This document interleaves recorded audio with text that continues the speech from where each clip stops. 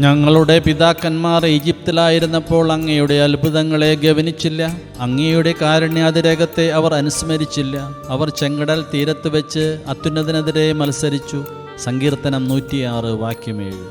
സ്നേഹത്തെക്കുറിച്ച് വിശുദ്ധ കൊച്ചുത്രേസ്യ വിവരിക്കുന്നത് ഞാൻ മലയാളത്തിൽ ഇങ്ങനെയാണ് മനസ്സിലാക്കിയത്.